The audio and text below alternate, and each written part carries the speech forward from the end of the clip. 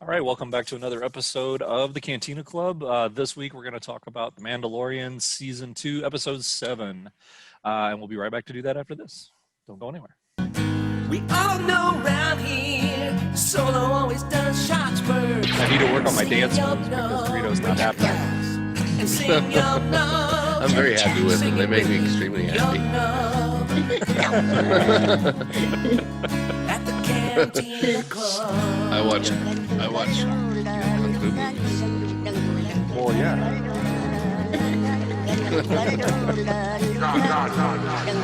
All right. So let's jump into it right away with our non-spoiler thoughts on this episode. It's called The Believer, the name of the episode. And Gundark, what did you think? I loved it. I am just astounded by the consistency of the quality of this season.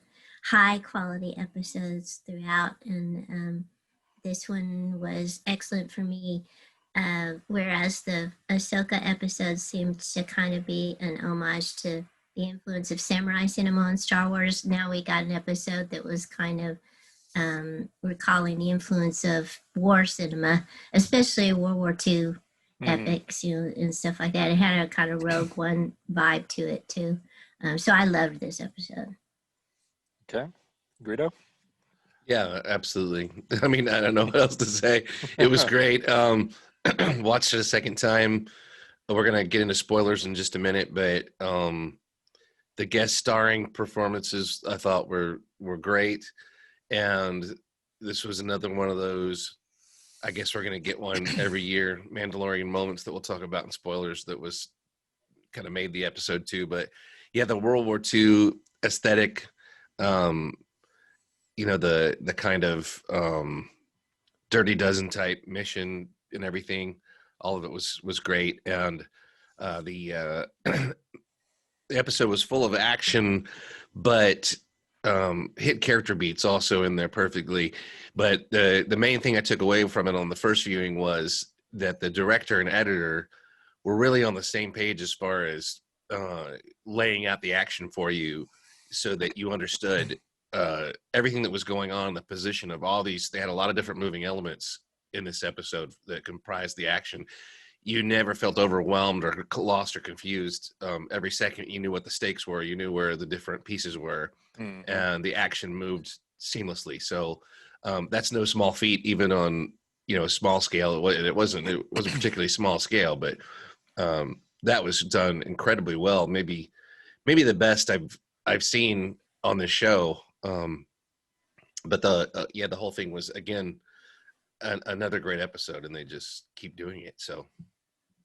Yeah, I agree. I love this episode. It was fantastic, and just to echo what both of you said, obviously the editing, the pacing, the filming, the writing of it was excellent. We had the action, but it wasn't. We didn't sacrifice character beats for that. The homage to like Gundark was saying. World War II cinema was clearly apparent, like the comparison she made with Rogue One, because the Rogue One was obviously very reminiscent of World War II era films.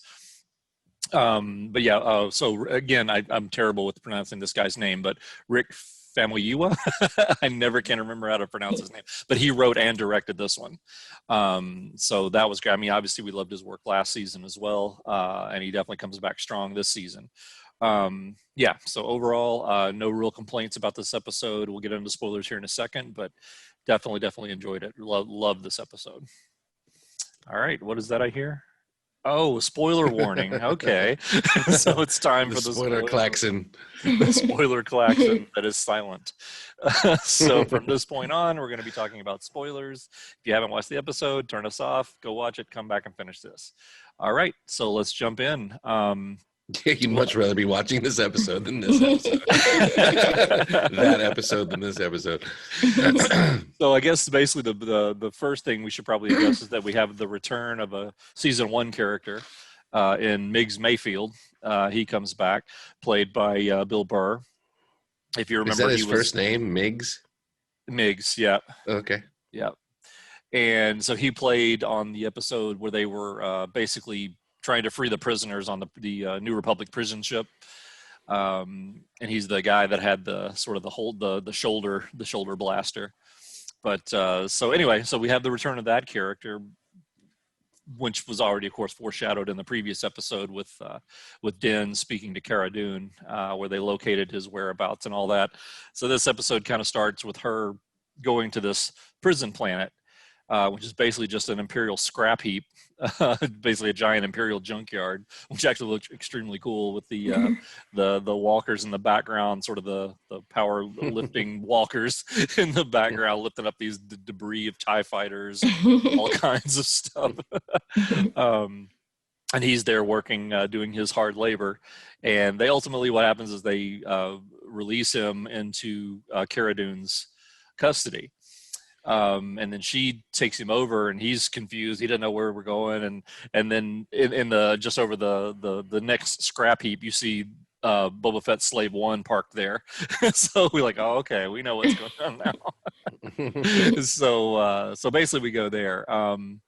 So I thought that, and I'd like to get your guys' thoughts on this, but I thought the inclusion of him in this episode, obviously he brought a lot of comedic relief to the story for this episode, but it wasn't overdone. I didn't think it was over the top. I thought it was kind of really perfectly done. What did you guys think of the inclusion of this, the re-inclusion of this character?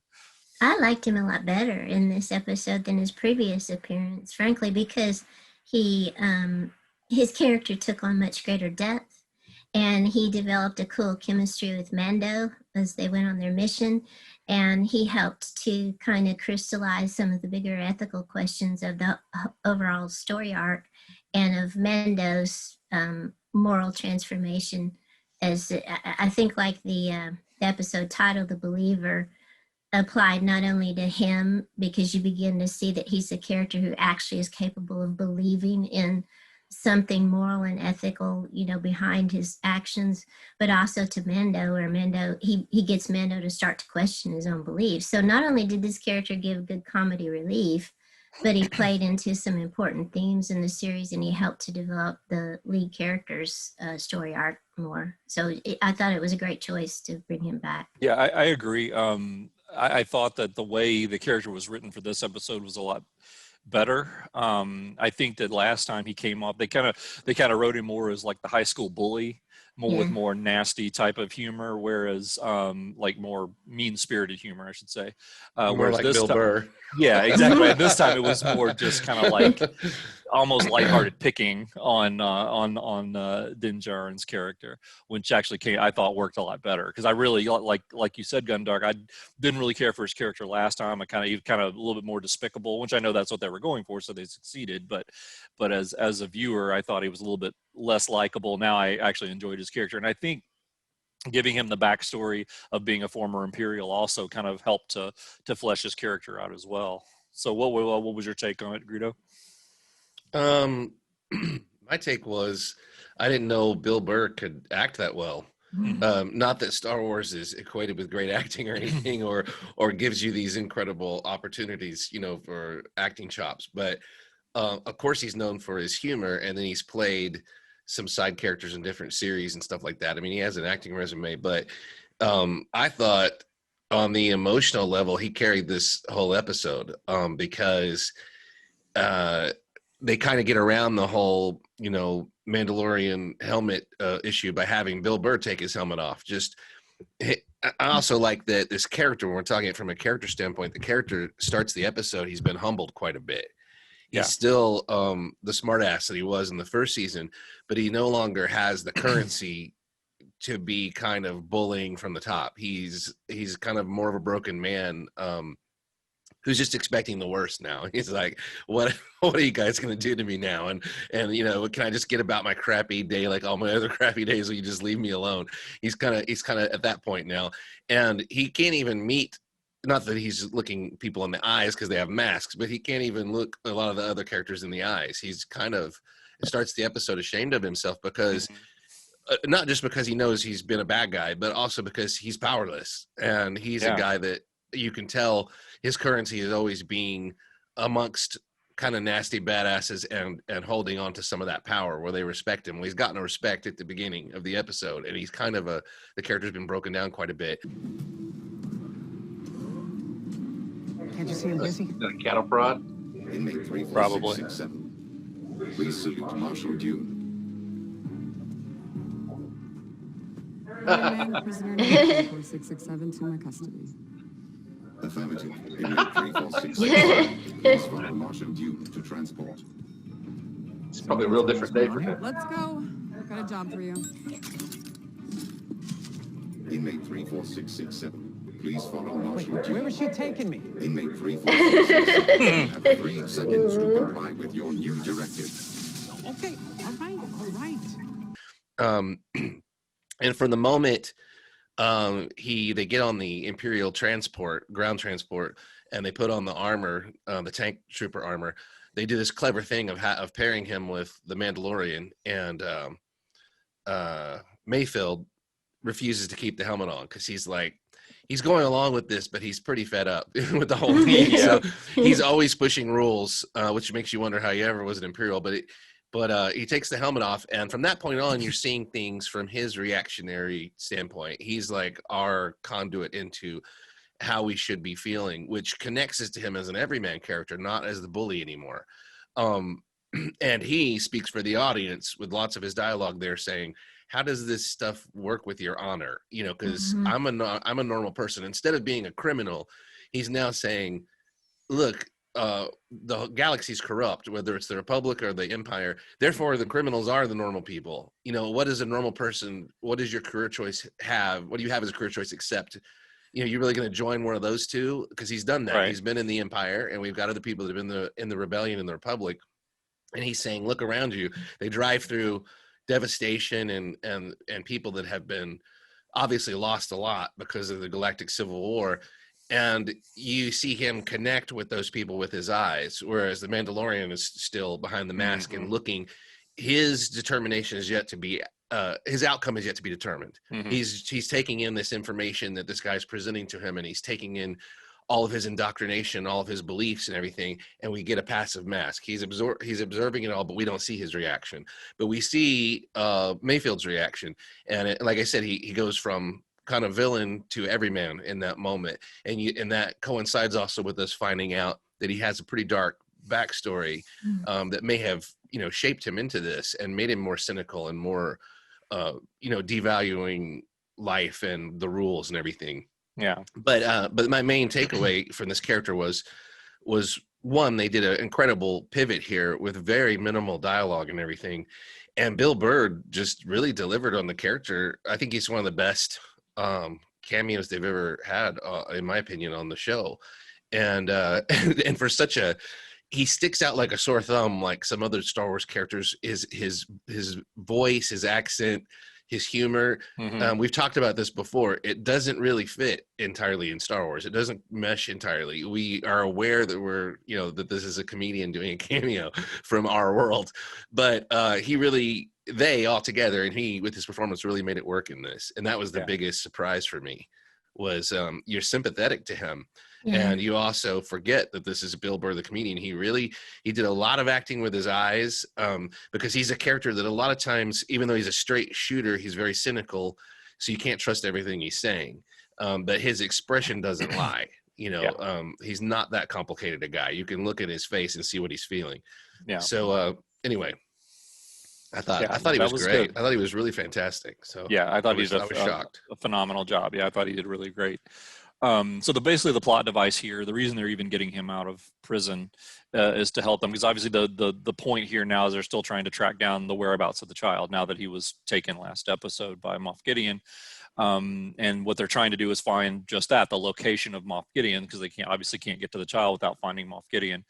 So they're trying to find an outpost or some place where they can connect into the Imperial system to find the whereabouts, find the coordinates of where Gideon's ship is. And that's where Mayfeld comes into play, where he makes a suggestion of the planet that they should go to. And there's apparently a sort of like a processing plant basically there, where they're processing some sort of I forget what they even call it, like rhydonium or something like that. Yes. Yeah, something along those lines. Yeah. So they're going to this place to try and access it from there. So the crew at this point basically consists of Boba Fett, obviously Fennec Din Shand. Djarin. What's that? Fennec Shand. Yeah, Fennec Shand, and Cara Dune and Mayfeld. Yeah. So not quite the 7 I was predicting. Yeah, but close enough. we have the low rent 5 instead of the Low-rent 5. Right. Yeah, exactly. So yeah, so they arrived there, and one of the most interesting scenes I thought right at the beginning was them trying to figure out, okay, who's actually going to go and basically hijack this carrier. I think they call them juggernauts. That's transporting this Rhydonium, and so basically they have this face recognition software that he was describing to them, because again, his Imperial background is coming to the fore now, and he's explaining, okay, this is how it works. They've got this face recognition. Boba Fett had the greatest line. He's like, yeah, there's no way I can do it. They'll know me right away. Let's just say that you don't want to use my face for this. Yeah, let's just say Yeah, evidently that could be a plot device that that's one of those things that was useful for this episode, that who knows how they explain it in a way, because how in the world did they not have that on the Death Star? Really, Luke and Han are running around on it, and it's like well, anyway, it was still exactly. Because I was making fun of the fact that you could still put on a Stormtrooper helmet and walk in anywhere you want in the Empire. Still, like 10 years after all this started, they're still so arrogant. That was obviously a plot device, to help get Mendo's mask off. Right. But you know what? It didn't bother me because it worked so well thematically for just the reasons that Greedo was saying before with the role of Mayfield, is that you needed to be able, these characters are becoming more human. And the mask and the face recognition, becomes a metaphor for recognizing your humanity. And to what degree are you willing to go to show your humanity in reaction against these horrible things that the Empire is still doing? So the removal of the mask becomes real important thematically, and therefore the plot device it's not too contrived. It works overall. Right. And they were consistent with it too. They explained why each character would be in the Imperial database and why they couldn't be the partner or whatever. And and I also I wanted to say really cool callbacks to Rogue One, just like you said, the tank driver armor, which was painted beautifully. I love in different lightings. I was looking at that the second time. I have a HDR, high definition, whatever it is, 4K on this episode, and that armor was just so cool. I was examining like all the different pieces underneath it, but the paint job on the Mando's helmet was really cool, with kind of it was almost like paint was dripping down on it, but it was probably like dirt or something, or mud or something, and it was just really neat callbacks to Solo with the kind of armor from the Mud Planet, and they mentioned mud a lot in this episode. And then the Juggernaut was a callback to the troop transport from Rogue One, right? And we just had the and whole thing. We also had the troopers that I know in the movie, Scarif troopers, Scarif troopers, Scarif, stuff like that, and that's the only ever been seen in Rogue One before, and now it's made an appearance in Mandalorian. And we have essentially the same plot that we see in Star Wars over and over again. There's a Scarif, there's a base, there's a something that we have to get into. We have to get into it. We have to get something out of it. We have to get access to a panel. They just didn't have a droid this time. They reduced it to, for some reason, they had a cylinder that could do all the work of R2-D2 this time. It's like things have advanced where R2's out of a job now. They can hack without that stuff. Exactly. I wanted to say before we move on further, when in the beginning of this episode, when Boba Fett walked down and Mayfield took a step back from him, thumbs up or down with the the repainting and the thumbs up. Oh, 2 thumbs up. Boba Fett's armor. I was just about to mention that. I loved it. I thought it looked amazing. Yeah, I love the fact that it didn't happen immediately. They gave us time with the battle scarred Sarlacc scarred Boba Fett armor for a lot of episodes, and then they don't even explain it. Just Boba Fett was like, this looks like crap. I'm gonna fix it. but it still didn't look perfect. You could still see he didn't get all the dents out of the Beskar and stuff like that. Yeah, and like even the helmet still had the signature dent, up in the forehead. But the lights really stood out on his chest because everything was more uniform around it, and the helmet graphics and stuff. It was Right. pretty killer. Yeah, absolutely. So they do ultimately infiltrate this where they need to get to. Eventually, we'll get there. So Din ends up getting the choosing to go with Mayfeld on the Juggernaut. He keeps saying he's not going to take his mask off. He goes somewhere and basically hides to change into the pilot outfit, and he comes And walking then they have out. that classic scene where Mayfield makes fun of him when he's walking up. Yeah. He has to do the walk of shame.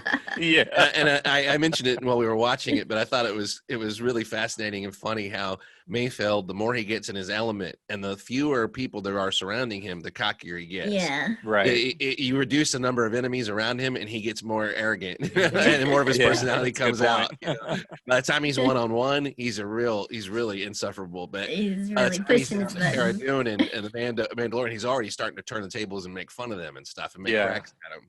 Right, exactly. Oh, look at this.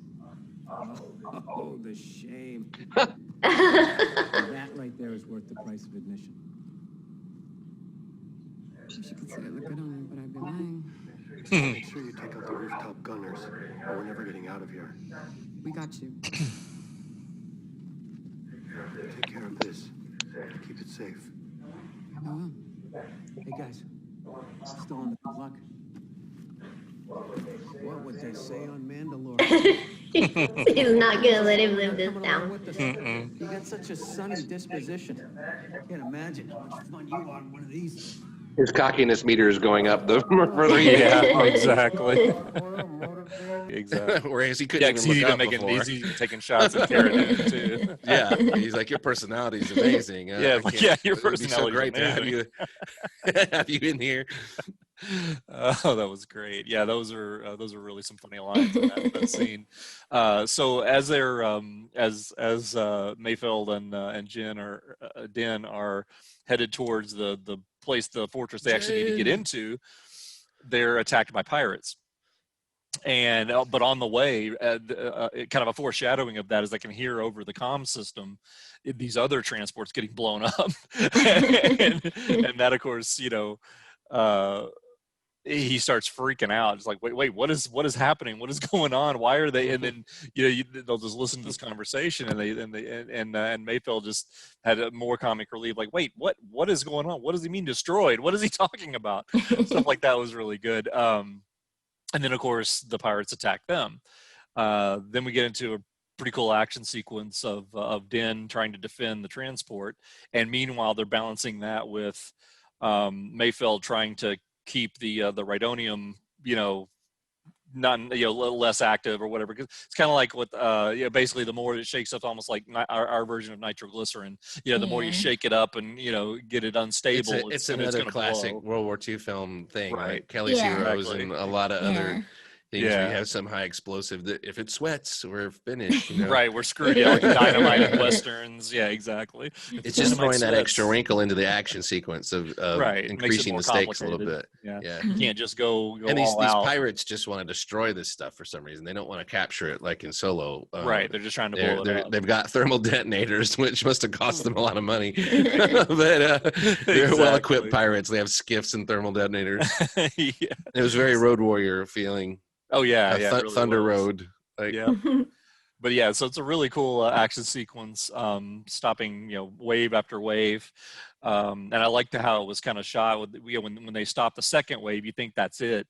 It has that sort of release just for a second, and like sort of that, okay, take a breath, and then all of a sudden through the explosion of the last wave, there's like twice as many skiffs coming towards them full of pirates, and all of them have thermal detonators. Yeah. Really taking them out like baseballs and hold them up like this.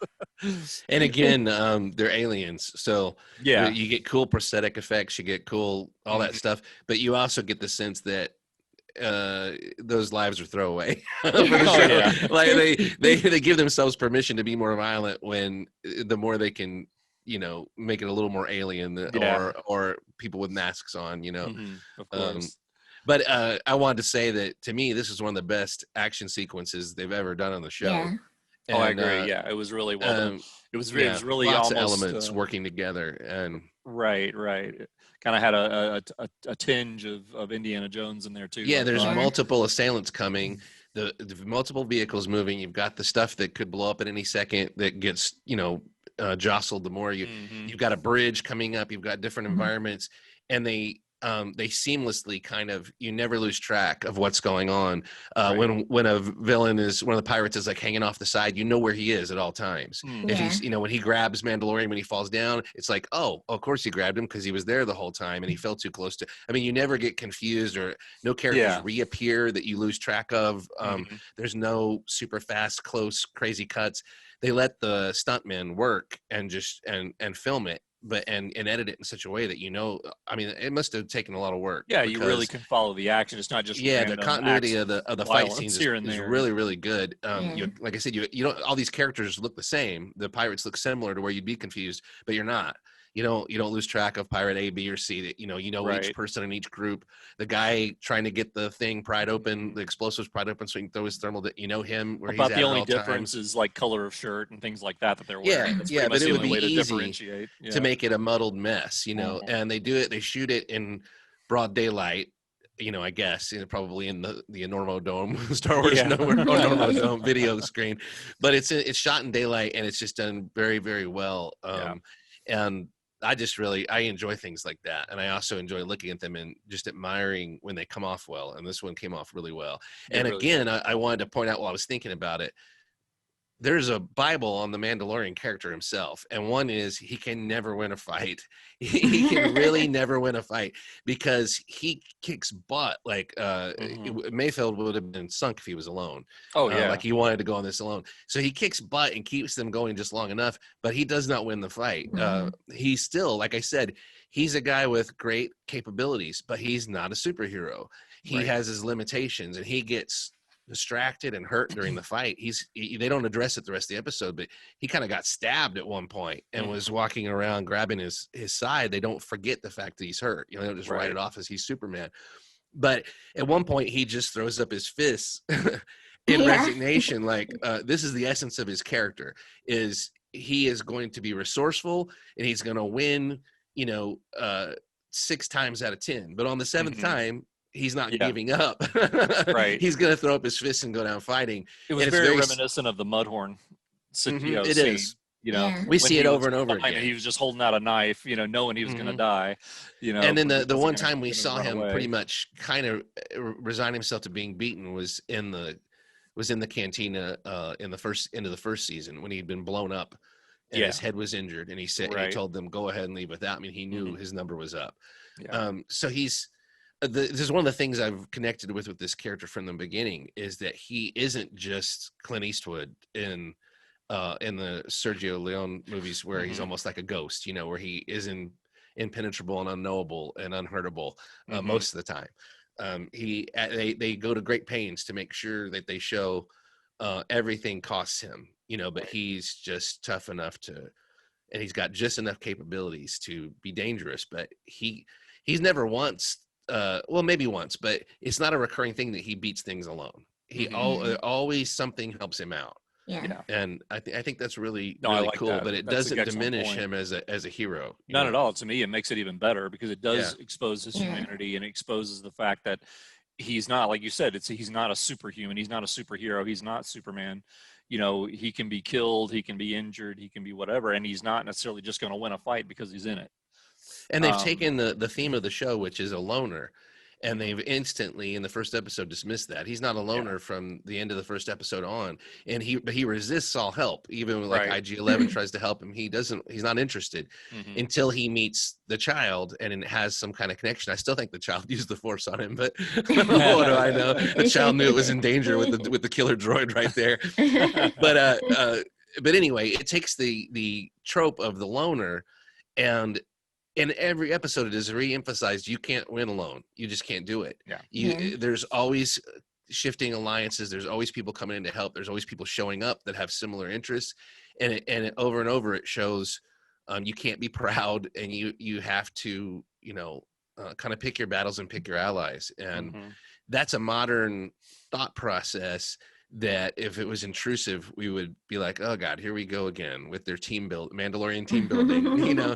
But the Yeah. way they do it is really good. It's just a recurring theme. It's not Mhm. really hammered on, or nobody ever says, Mando, you're not an island. You know, you Yeah. can't. Yeah. How are you going to win alone? You know, they don't say that stuff.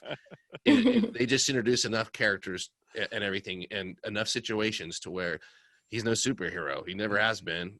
He would have been dead 100 times over without all the other characters that he's encountered during his travels. But anyway, this action scene was incredible, and kudos to everybody involved. And Yeah, which is absolutely. stunt Mando, the martial arts Mando guy. Yeah. and Yeah, we definitely got some good moves there. yeah, all the stunt people, and then I would love to see how that was filmed if that was projected, like the stuff was moving around them on the walls and ceiling and Mhm. stuff, you know. That would have been incredible to Yeah, see. yeah, Well, those are really to cool. that point, I've been failing to mention, I don't know if you guys noticed, but they did make the official announcement they're going to bring back the Mandalorian gallery, the Disney gallery, for another good. series of Oh, behind the scenes good. starting on Yay. Christmas Day. It's going to Oh, premiere for that's the wonderful. season 2 version of that. So maybe we'll get to see a little bit of how they did that. So that would be nice. Yeah, that'll be a nice gift. They so yeah, they finish up the scene, more to your point, Greedo, with Mando actually, you know, kind of like flexing his, you know, and what had happened, the way they were ultimately saved were by TIE fighters. So I love Yeah. that aspect of this thing, because the Imperials think that they're Imperials, you know, they don't know anything yet. So they're being helped out by their enemy without knowing it. Uh, and so that was kind of cool that the TIE fighters come flying into the end and blow up the pirates when it looks like all is And lost. it becomes really uncomfortable when they get into the base, Yeah, and it's all of great. the Yeah, stormtroopers are praising them, and they have yeah, to they're all walk among They're saluting them. lining them. up. They're lining up like the rebels did at the end of Star Wars. Exactly. Yeah. Like, on the yeah, bridge, they're all waving them celebrating through. and Yeah. high-fiving them. I thought they were going to get medals. I know. Like a And Vader fist or something on a chain. it underscores what Mayfield was telling Mando when they were in the carrier, where he said, you know, you grew up on Alderaan, you grew up on Mandalore. Everybody believes something different, but we're all the same in the end. Right, Who's right. right? You know, who is Yeah. it that has the right to do these things? And so there's no difference between the Imperials and the New Republic. That's just really unsettling when they go in there and Yeah. you see the Imperials He connecting. said from a with them certain like point of humans. view, there's no difference. Right. If you're Yeah. on one of them, yes, you believe in those things. But if you're on the bottom where you're not getting the benefit of either one, then it doesn't really matter to you. Kind of what Jen Erso's attitude was at the beginning Yeah. of Rogue One. Yeah. When she Yeah. said, what flag does it matter if you don't look at the flag? You know, Yeah. if you don't Your look up, eyes are down. if Yeah. you can't even Yeah. conceive of a horizon, then you don't care if there's a Death Star or a Star Destroyer up there Mhm. or a Rebel flagship, you know. Yeah, and there was something I wanted to say on that, which I forget. So go ahead. Well, he made that, well, you know, like you were saying, Gundar, he made that point when they were going through the village and all the villagers were Mhm. watching him from the sides. And he's like, these people don't care either way. You know, either way, they lose either way is kind of the point he was trying to make. Yeah. It's like Yeah. whether you're New Republic or Empire, they just lose everything no matter who you are. Oh, what I Hey. wanted to say was he said the commonality between Alderaan and Mandalore is neither exists anymore. Yeah. And Both are that was gone. Yeah. that was a slap in the face, I think, to the Mandalorian behind his armor. I think that Yeah. that line probably got to him because he has been shown this season that he's following a dead code.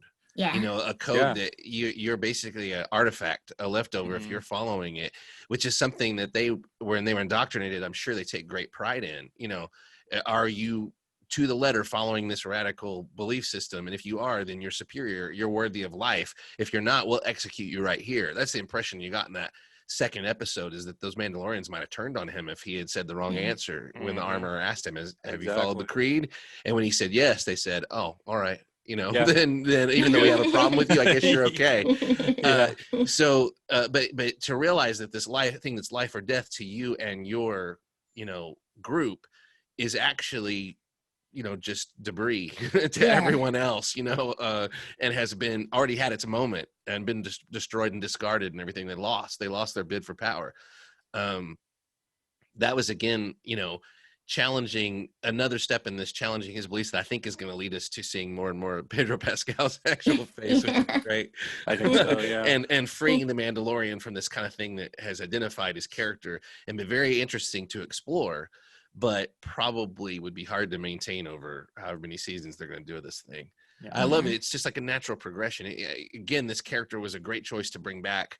I have a feeling they had this part written, you know, like there's going to be an ex-Imperial who makes these statements, but they chose the right character. And again, Bill Burr did a fantastic job with his monologue. Yeah, Because I was sitting there thinking when he was staring out the window and the acting he was doing with his face, I was like, he's probably looking at nothing. Exactly. You know, or he's looking at Nothing out something there. projected on the screen. And Bill Burr doesn't give a rat's ass about Star Wars, you know, really. He doesn't. He doesn't know all the lore or anything. Yeah, he of doesn't know all course. this stuff. Just an So actor he, in a job. yeah, he's just a comedian actor taking direction, Yeah. and he did a great job. So Right, exactly. So, okay, so once we do arrive and they're celebrated by all the troopers inside this facility, which was great. they almost have, or at least Mayfield tries to abort mission because he walks into the area where the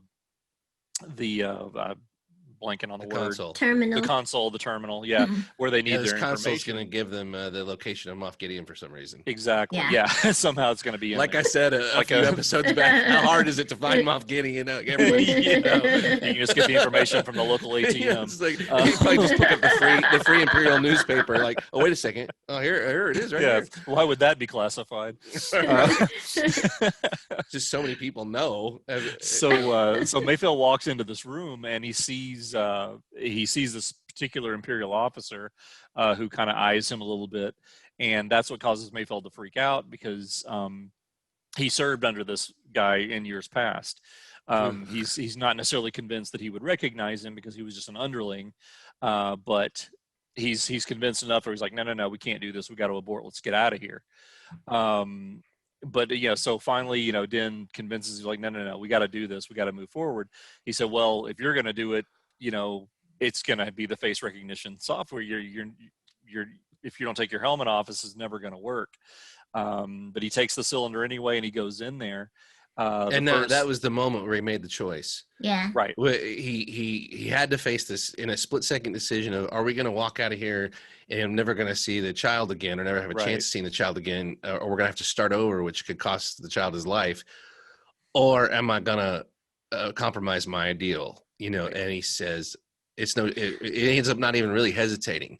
Once he figures out that's the only option, he just moves forward.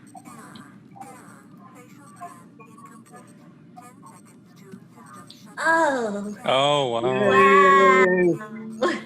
Awesome. Oh. What is happening to him? Well, just like Mayfeld said, I guess he nailed him. There's lines people will cross. Yeah. No. He has to get the kid back. Don't put the helmet back on. Just live with it. Trooper. Wow. Well, he says something critical too. He says, if we don't get those coordinates, I lose the kid forever. Forever. And to me, what's significant about this is he looks at Grogu as his child, you know, not just this powerful weapon that you don't want the Empire to have, or somebody that he owes an obligation to. He loves this child. Right. Yeah. And it's that's a why personal he thing now. Yeah. So it's become personal, and the conversation that he had with Mayfield and the carrier emphasized that, where Mayfield told him, it seems to me your rules start to change whenever things get desperate. You know, you hold on. I to loved them that until when things get he's desperate.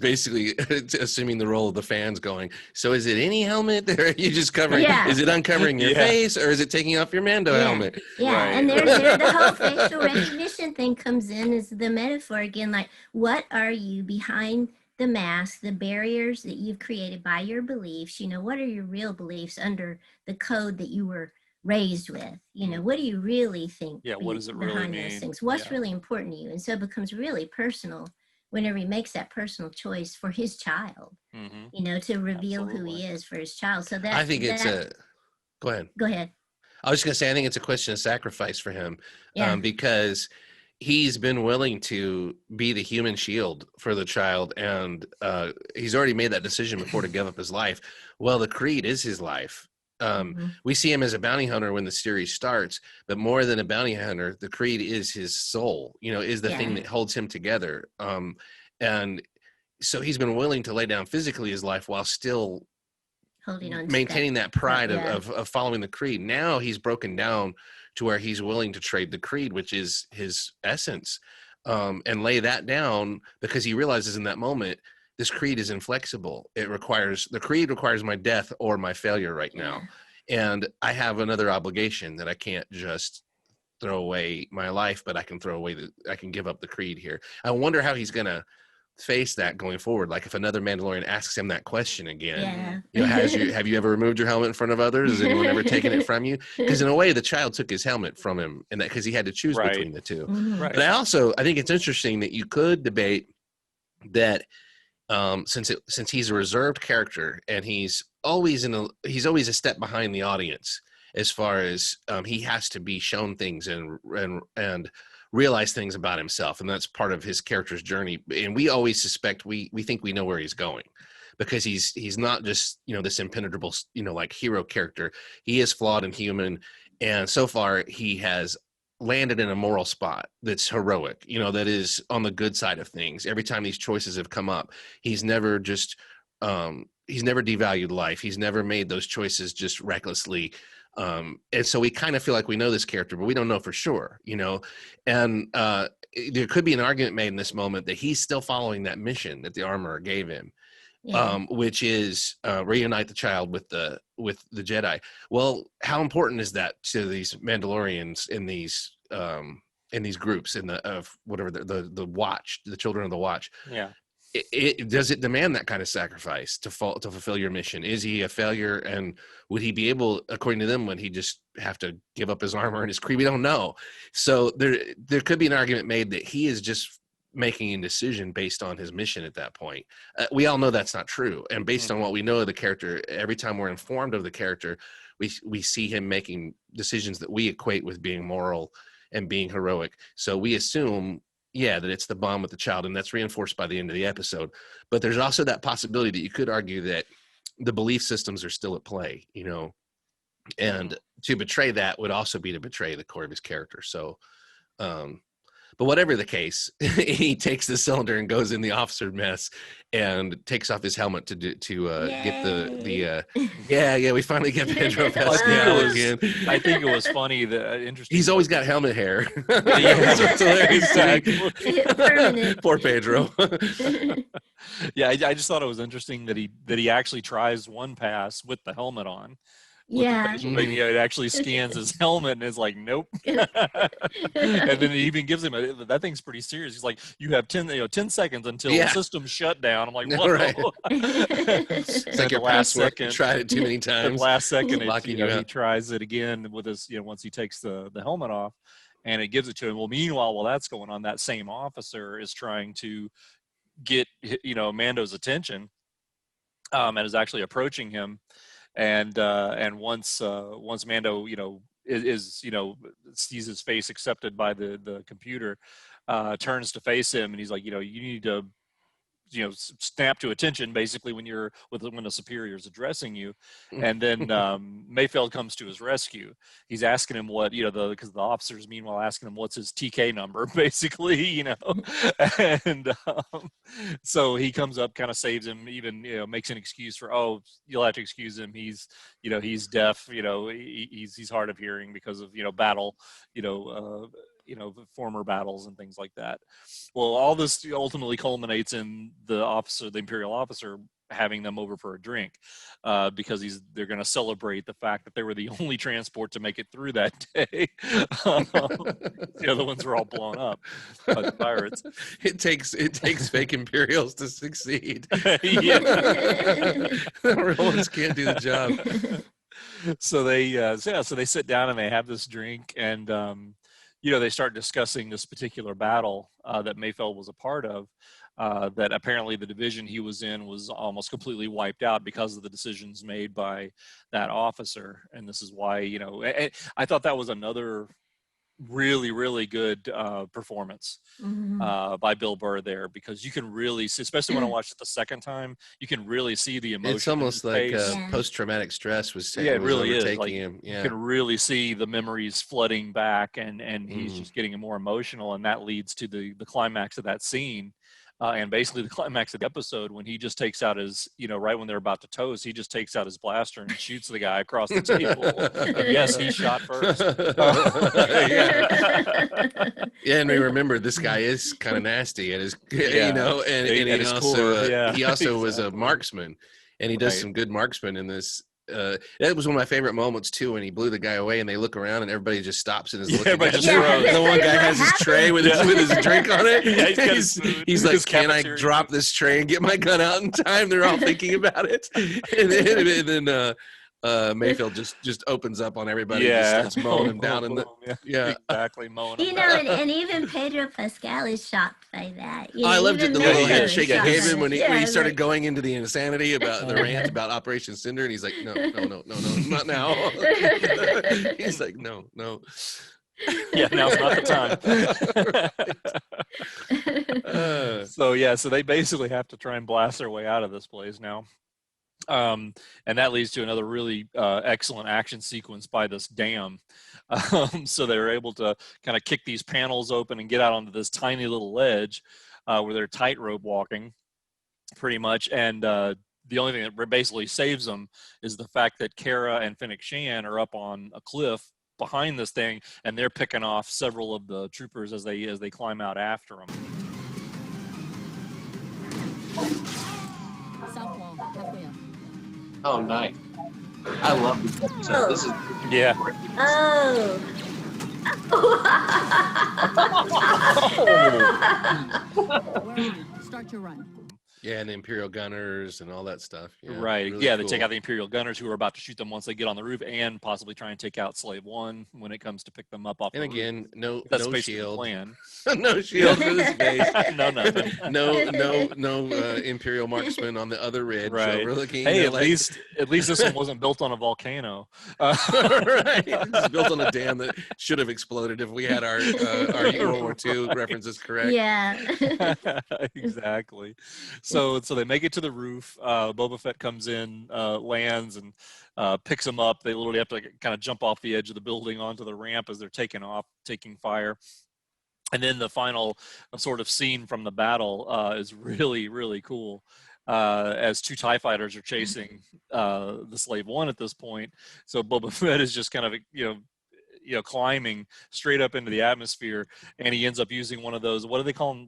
What type? We saw them in the prequel. They're proximity mines, I think. Proximity mines, yeah. Something like that. Things that have that interesting acoustic sound that just go dead silent when they explode, and then you get the sort of the reverberation of the sound afterwards when the ring goes out and just obliterates the TIE fighters. I really like him Mayfield now. Yeah, no kidding. Oh dear.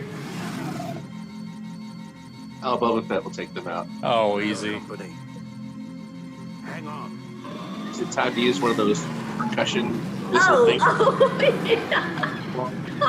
oh, what a shot. Wow. Yep. I called it.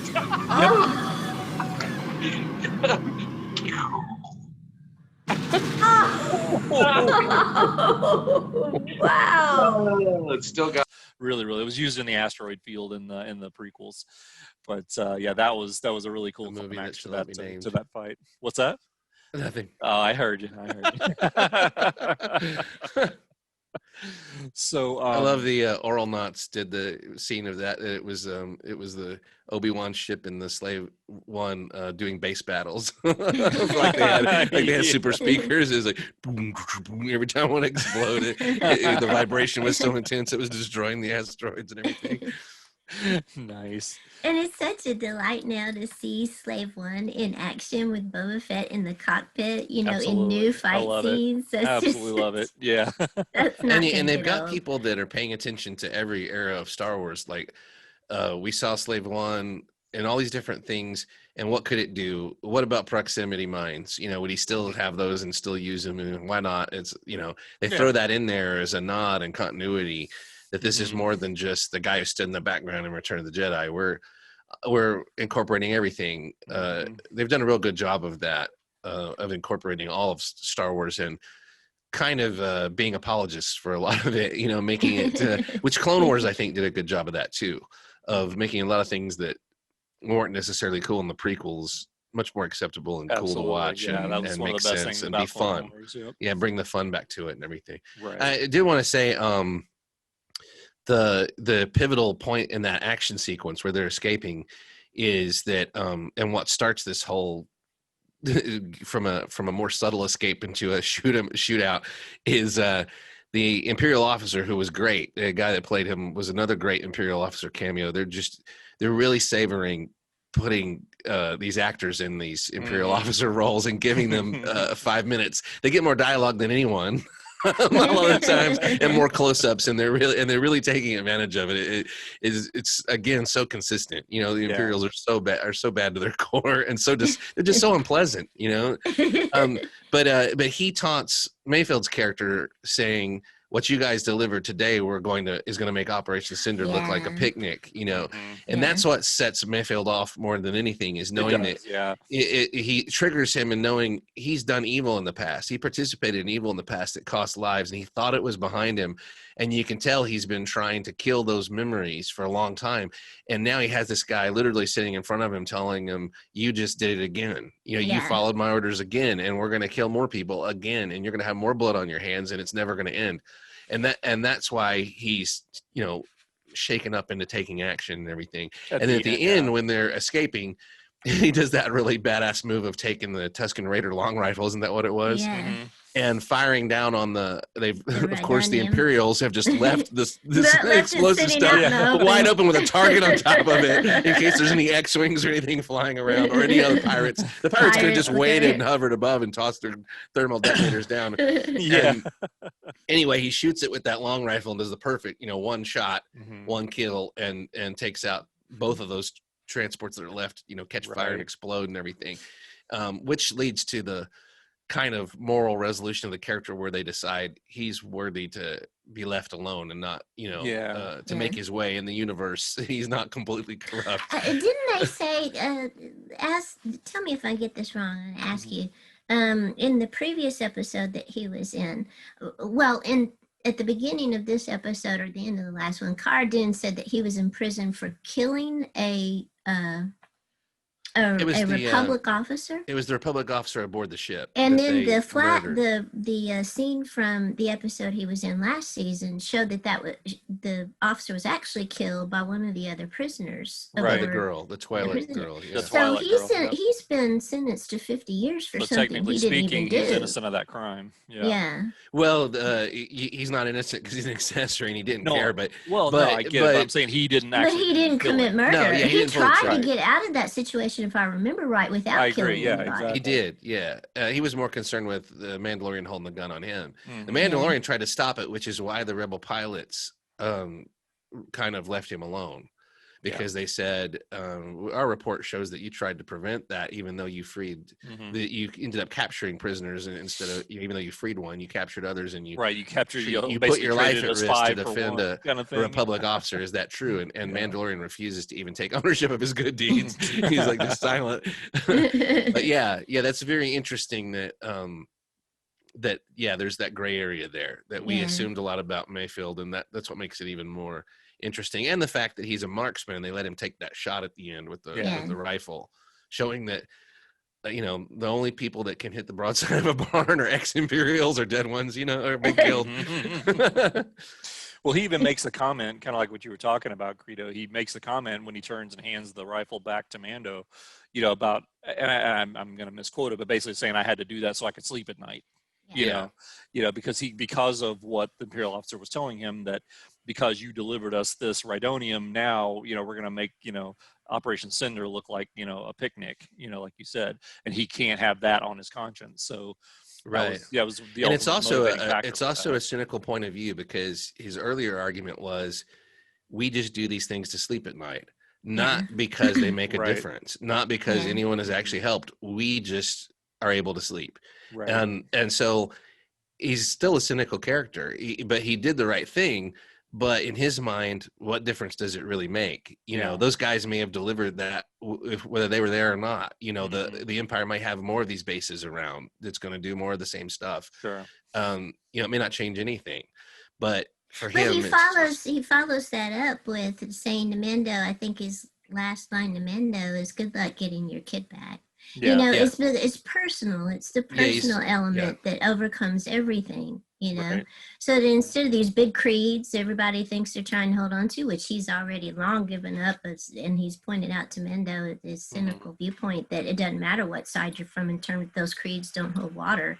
You know, when you're after your kid, when it's real Yeah. people that are paying the price, that's when you just got to do something to be able to sleep at night, you know. Right. So so basically we before we get to the final coda of the episode, the last thing with our so 5 that is kind of what Greedo was alluding to, that they decide to let Mayfield go, because he's even saying, okay, we're done, go ahead and put the cuffs back on me and take me back to my prison, you know, you're welcome. and then I like the way they did that basically with Cara Dune. I thought it was interesting too, because she never actually said the words, you're free to go.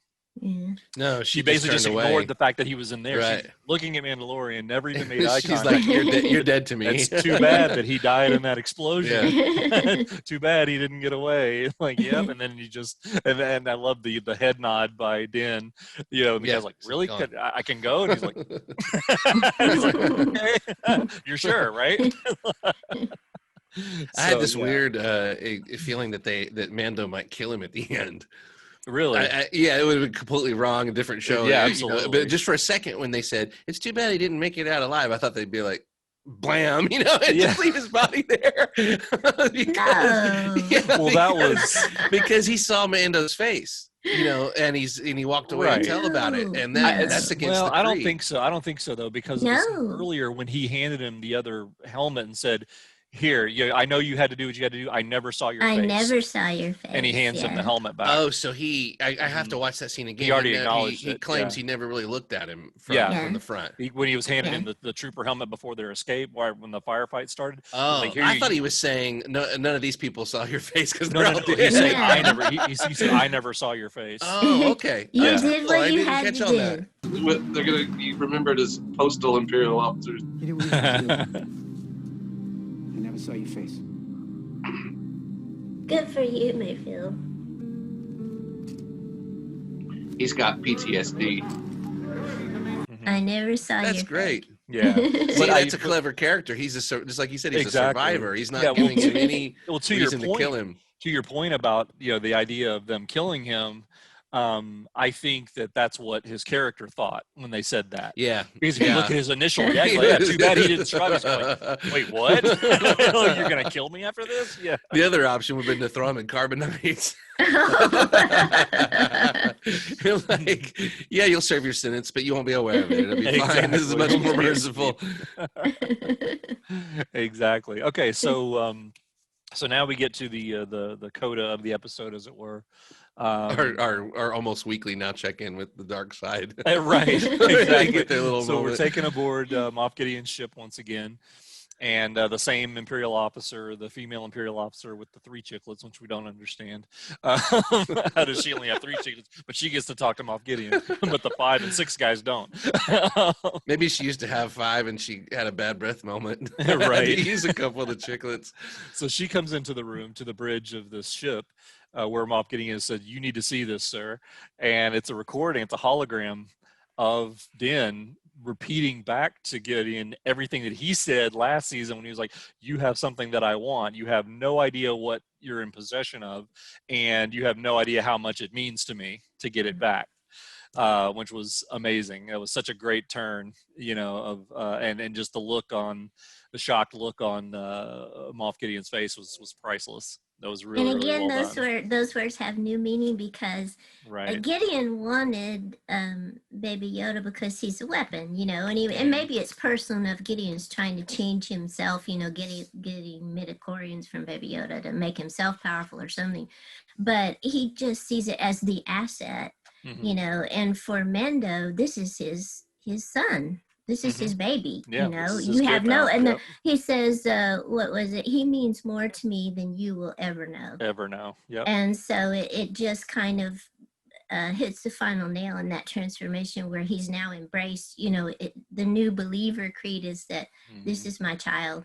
and I'm going to do whatever it takes, whatever sacrifice I need to make. Yeah, to get him It's back. my new belief is Yep. is going after my child, and I'm going to reclaim my child no matter what. And I love how the hologram was huge. You know how Yeah. usually the holograms are Yeah, so like these small? little tiny things on the desktop. He Yeah, was it just was like he was bigger than oh, life. huge. Yeah. And Moff Gideon looking at him, and finally Moff Gideon looks like he's taken aback. Yeah, that's like the For a first minute, real chink in the armor we've He seen. doesn't get a lot of calls from, Yeah. from Yeah, the I discoverability of the calls. universe, his personal calls. Put me through to Moff Gideon. Hey, what's up? Hey, what's up, bro? You still walking around the bridge? Yeah. Right to left? Are you going forward and back now? You don't really know where you're going, but you're still walking around the bridge, right?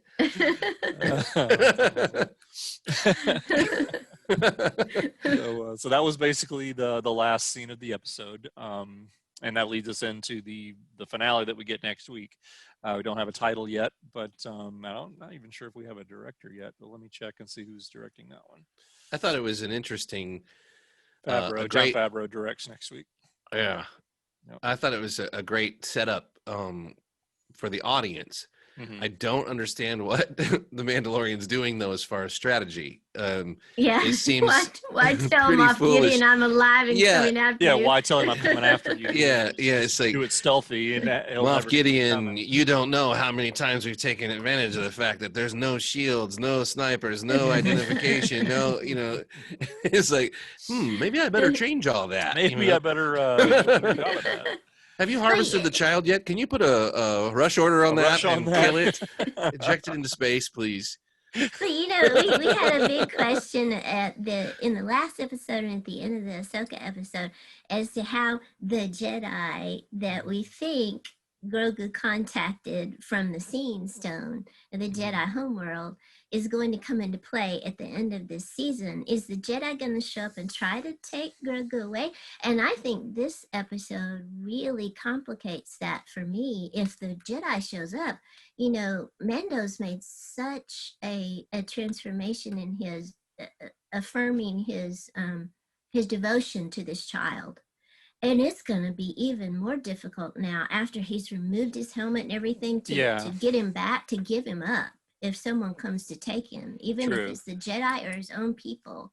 So I wonder how is that going to work if you're out? a true parent, you're going to do what's best for the child. Yeah, you got to let him go. Yeah. Which is what he's been justifying to himself in that one episode where he said, you're too powerful. I can't handle you. I can't train you. I can't. Yeah. Yeah. It's better for you. Don't you want to know more of that Jedi stuff? It's one of my favorite lines ever.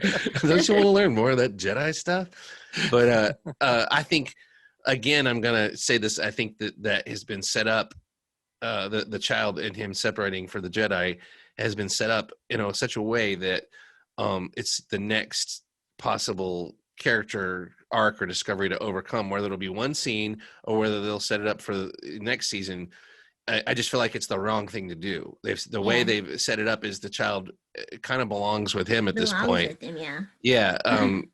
Which the child's going to outlive him. So it is a short-sighted view, really. But because what's the child going to, if he's gone, the child's still going to grow up and everything. It's still going to need that training. But I think that the way the show will execute it based on the foreshadowing is that there will be a Jedi of some kind, and either the child will make the choice or the Jedi will take the child, and then we'll realize that the next thing to overcome is reuniting them from that. That it'll be the wrong choice for Grogu.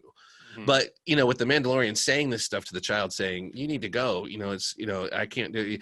The child is absorbing that and maybe will make the wrong decision thinking it's what the Mandalorian wants him to do. So not truly what he wants to do. Plus if the child, it depends on how aware the child becomes of things, but the child's been nothing but a pain for the Mandalorian. He's put his, the Mandalorian's life is in danger because of him. Mm-hmm. And now all these large forces are fighting over the child. So any self-aware creature that cared about those people might remove itself from that situation. Kind of like Luke did at the end of Jedi. He said, my presence is a danger because Vader can sense me. And he went and turned himself in. Yeah. And you're the child, if it becomes more of a moral creature where we can actually see it making decisions and everything other than what it's going to eat next. Maybe it will decide on the separation in order to protect, the people that it kind of looks at as family now. Mm-hmm. So you know, and we talked about before about how we think this season is going to end, and you know, perhaps the way it's looking now, I think we'll still see the Jedi, but maybe not necessarily connected with the direct action of the main plot. Maybe, you know, that'll resolve itself, you know, the Mandalorian or whoever will get, or Bo-Katan or whoever comes back, or, you know, whatever we see to rescue the child, they reunite with the Mandalorian, and then maybe the last cutaway shot is this mysterious Jedi showing up at the Seeing Stone. That's You know, I think that's the way that it'll could be most like the likely final be right now. shot of Yeah, it. since they only have one episode left. They Right, have- it would be they have too hard to much kind of handle. introduce the Jedi and Yeah. throw them into the action and resolve it all within one Yeah. 35, No, 40 they minute can't do that. episode. Yeah. Yeah, you So, could even have the Jedi like levitating above that Seeing Stone with the blue force field around them Mhm. or whatever, and then the force field drops and the character is revealed. walks. Maybe not revealed, but maybe the same way that Boba Fett was in the first season. Yeah. Mhm. Something like that.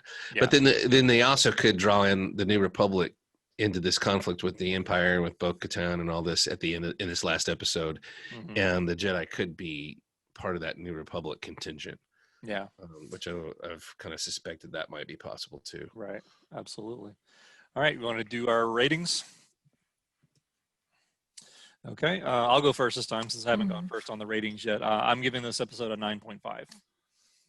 I agree. Yeah, agree. it was phenomenal. I was thinking, to me, it's not quite hitting the level of the Ahsoka episode, which was a 10 for me. Right. Same But with I me. like it better than the first episode of the season that was a 9, you Yeah. know, for me. So I'll give it the 9.5. Oh, it was excellent. It was so What a so great well episode. done. Yeah. All right, Greedo, what do you think? I'm going to give it a 9, which is probably right under the Ahsoka episode. Mhm. And at this point, I'm just nitpicking because When are you not nitpicking? Nitpicking Greedo. yeah, I know. Always, there's a lot of nits in the universe, and they got to get picked. So. Somebody's got to pick them. It's a crap job, but Greedo's the man for the job. The roadie yes, for the job. I'm always this is how I became king.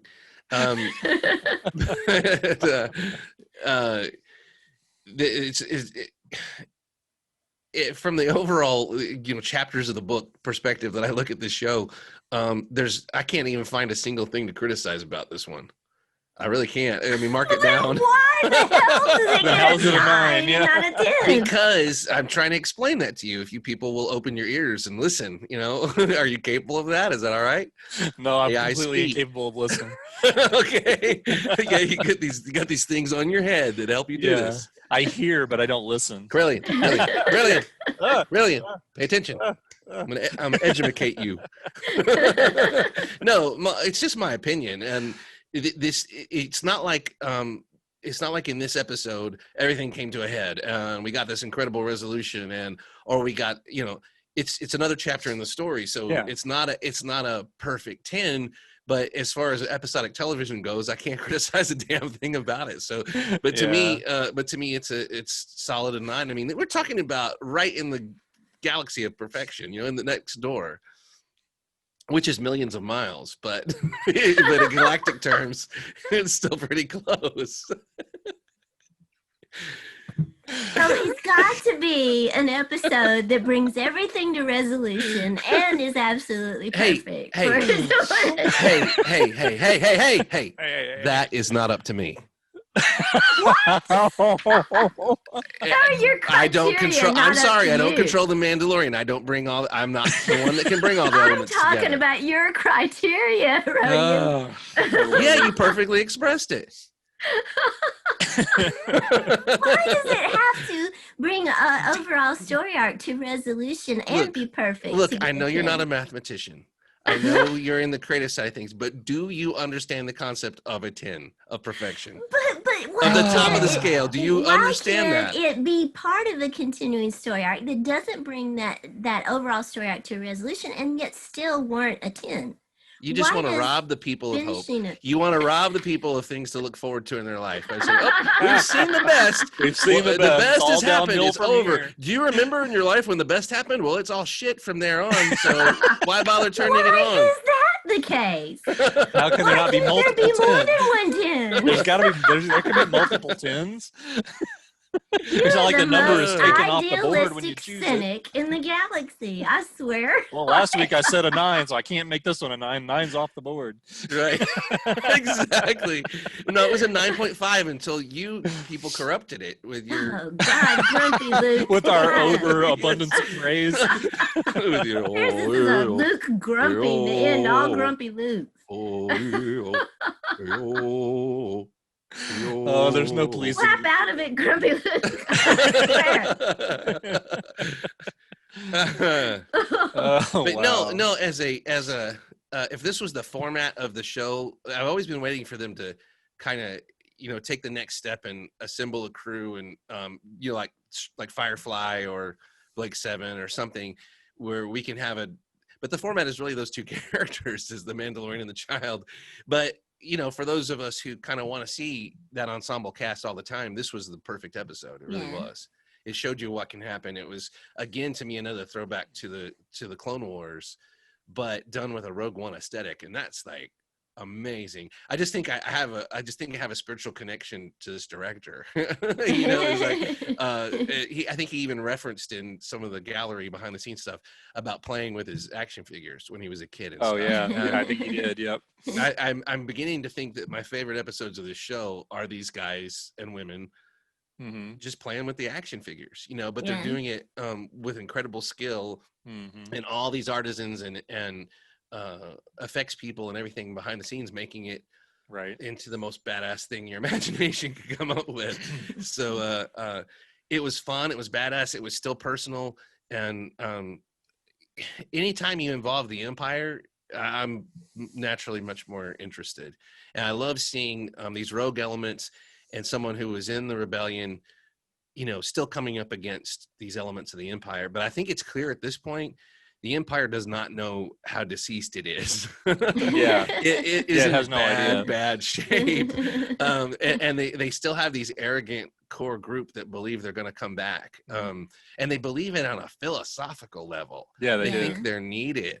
And on a Absolutely. fanatical level. Yeah, Yeah, they don't like understand he- they've been Willing to rejected sacrifice categorically. Yeah, well, it's like rejected. we got the justification in that scene, in the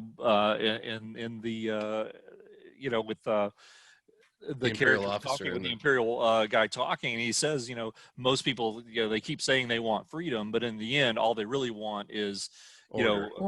order and Mhm. control. And he also made that offhand comment, like you just said, Greedo, about they grow weaker and we grow stronger, and things like that. They're deluded that they think that they're still in control. Yeah, they think more freedom makes people weak. Right. And exactly. that if you don't have a pecking order and a hierarchy with incredibly dire consequences in place, then you're weak. They don't still don't understand that they've been taken down by an aluminum falcon full of teenagers. They still miss the memo. What the heck is an aluminum falcon? But that was one thing that I wanted to bring up earlier, and not to backtrack us or anything, but how great was the whole Imperial element in this whole story from the moment the TIE fighters showed up. Oh yeah. You're like entering a different world. They literally open the doors and let you in to see what the Empire is doing, which is what I've been asking for. And it isn't the nice, swabbed deck of Moff Gideon's destroyer or whatever. It's people hanging on by their dirty fingernails. Yep. And they seem extremely delusional and desperate. And they're even, if you noticed, even the workers, like the miners that are getting the stuff, are mingling with the troopers and everything all together. It's almost like they're besieged in this place and they're down to eating rats or something. I mean, but only the officers are withdrawn in this room. Right. All the others, the barriers are breaking down, and they're so desperate for a victory that this transport showing up is like a huge deal to them, that they're going to do a huge big celebration, celebratory parade.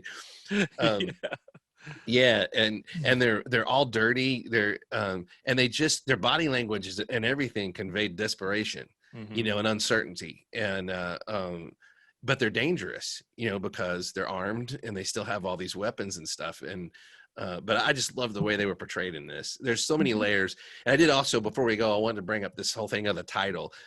Gosh, I'm talking myself into raising this episode. rating because I'm a sucker for symbolism writing and metaphor and all that.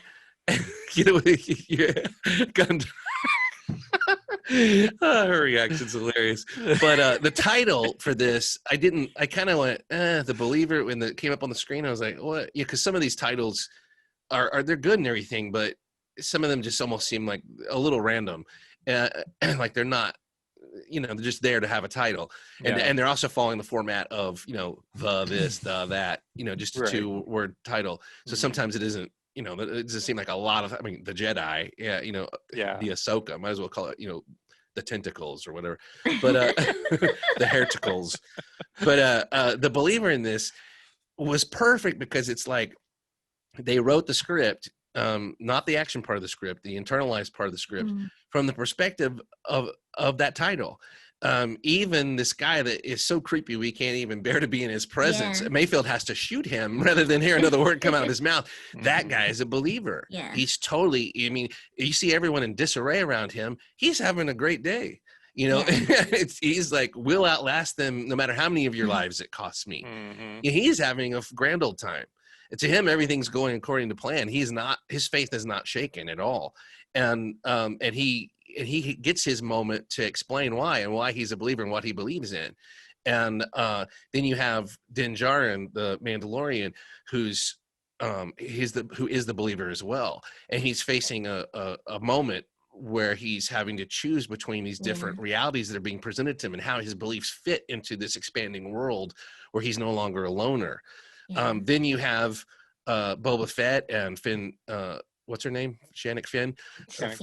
Yeah, who are basically, there you go. I'm sorry. Who are basically, in a life debt kind of situation, and they have their code they believe in. And you have Cara Dune, who's, kind of going against her beliefs a little bit to help out in this, but is also flexing them to let Mayfield walk away at the end because she's still willing to judge what she sees with her own eyes and not by, rules and litigation and stuff. Didn't you see that in the wonderful title sequence? I love the opening title for each episode where they have an introductory scene and then it cuts to the Mandalorian and you get that Ennio Morricone type spaghetti western riff, But in this one, when you cut to the title and shows the believer, you get an orchestral riff of the Mandalorian main theme. And it's almost like, the beliefs that everyone is carrying is taking on greater significance in this episode. Everything is coalescing in a new way. So that title sequence, that I remarked on it when we were watching this for the first time, it was so different. It just shocked me into thinking things are really becoming critical now. The stuff that's happening to Mando is really changing him. And that was emphasized by the way they presented the title too, not just the title itself. Yeah. So that was really well done. Okay, you got to rethink, believer, what you're going to give this episode. A 9? A 9? A 9? Come on. Calm your tits. I mean, what do you want? It's a 9. But listen, that'll give you something to stew on in your hate. It'll lead to anger and suffering by next week. I always want to lead people to suffering. But the interesting point is, you would think the title "The Believer" refers to the guest star, who's the kind of the focal point of the episode, Mayfield.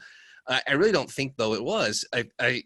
When you're looking from the believer, he's kind of the one who's outside the belief systems, looking in. But he's got his own beliefs. They're just jaded. They're very different, and he's presenting a different perspective. It's kind of like, he believes in. He says he's a realist and a survivor, and so he's challenging the other beliefs of everyone else. So you could say in a way he's the believer, but I really think the title is referring to the Mandalorian himself, mostly, for where the action goes with that title. Yeah, I agree. And that was just a brilliant choice for. Once I saw the episode, I was like, "Oh man, people that say there's no thought put into this, which there's plenty of them. They say it's just bubblegum. There's no thought. There's some thought. There's evidence right there that someone who wrote this cared enough about it to give you things to think about. Exactly. And you get that kind of thought in a largely action-oriented episode. Is wonderful too. Yeah, very skillfully done. All right. Well, good times, people. So we're gonna end on that. Uh, Good old Greedo. Can I say one more thing? I know this has gone on way too long, but this is not a political statement. Please, I'm so over all the politics and media and entertainment. All I wanted to say was, how great was it to see a team with some diversity, whatever you want to call it, and none of it is made any deal of whatsoever. Right. Never once enters your mind that there's different, people working together and stuff. Yeah, races and genders. It's just natural. Yeah, that's one thing this show has excelled at, is putting the messages they want to put in there, but making them just naturally part of the show. Mhm. Yep. And Exactly. they don't have to hammer you in the face with it. No character has to come along and say, you have a female shock Right. trooper with you. Right. So yeah, Exactly. that was, No, I was that's- just, that occurred to me both times I watched it. I was like, Mhm. this really hitting its stride with all of that, combining all of that together. Exactly. Yep. Well said. Well said. All right. So that's it for this week. We have one more episode to go, and that's it. And that'll be next week. So we will see you then. All right. Thanks, everybody. We all know round Say yeehaw, here, Darth. Solo always Yeehaw. does shots first. She did it. She did it. Proud of her. That little droid did it. Gotta go cool my kids now. Yeah. I was going to say it's getting late. You might need to go. How long does it take? Cantina